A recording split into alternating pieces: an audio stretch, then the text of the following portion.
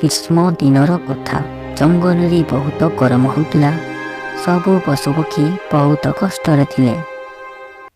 ହାୟ ରାମ, କେତେ ଗରମ ହେଉଛି।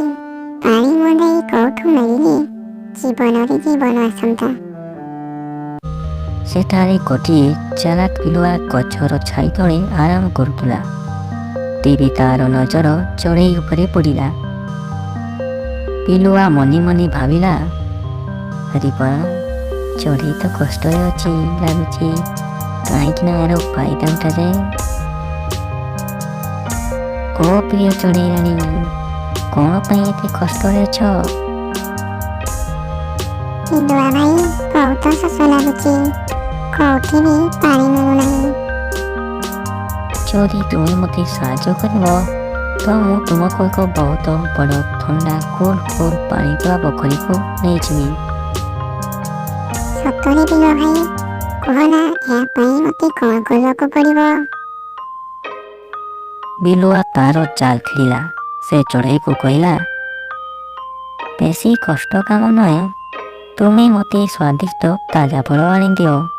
ମୋତେ ଭୋକ ଲାଗୁଛି, ତାପରେ ତୁମକୁ ସେ ପୋଖରୀ ପାଖକୁ ନେଇଯିବି। ହଁ ବିଲୁଆ, ମୋତେ ଶୋଷ ଲାଗୁଛି ବେଳେ ଭୋକ ଲାଗୁଛି କହୁଛି। ଠିକ୍ ଅଛି ବିଲୁଆ ଭାଇ, ମୁଁ ଏବେ ତମ ପାଇଁ ଫଳ ନେଇକି ଆସୁଛି। କିଛି ଦୂର ଗଲା ପରେ ଚଢ଼େଇକୁ ସନ୍ଦେହ ହେଲା। ସେ ଟିକେ ଭାବିବାକୁ ଲାଗିଲା। ଯଦି ପୋଖରୀ ଥାନ୍ତା ତ ବିଲୁଆ ନିଜେ କ'ଣ ପାଇଁ ସେଠାକୁ ଯାଆନ୍ତା ନାହିଁ?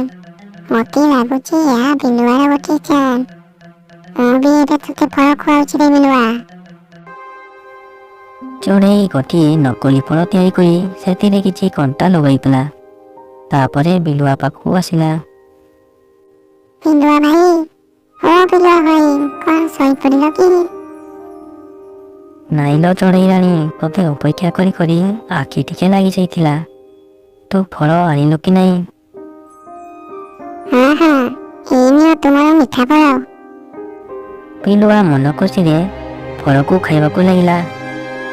ଯେମିତି ଫଳଟି କାମୁଡ଼ିଛି ତା ମୁହଁରେ କଣ୍ଟା ବାଜିଲା। ଓ ମରିଗଲି ରେ, ମୋ ମୁହଁରେ କଣ୍ଟା ଲାଗିଗଲା। ଚଢ଼େଇ ହସି ହସି ସେଠାରୁ ଉଡ଼ିଗଲା। ଆଉ ଗୋଟିଏ ପୋଖରୀ ସତକୁ ସତ ପାଇଗଲା। ସେ ଥଣ୍ଡା ପାଣିରେ ଗାଧୋଇ ଗରମରୁ ରକ୍ଷା ପାଇଲା। ମନ ଭରି ପାଣି ପିଇଲା। ଥଣ୍ଡା ପାଣି ପିଇ ଆତ୍ମାକୁ ଶାନ୍ତି ମିଳିଲା। ସେ ବିଲୁଆ କଦାରେ ପଡ଼ିଥିଲେ କ'ଣ ହୋଇଥାନ୍ତା ମୋର। ବିପଦ ସମୟରେ ଧୈର୍ଯ୍ୟ ଓ ବୁଦ୍ଧିର ସହ କାମ କରିବା ଉଚିତ।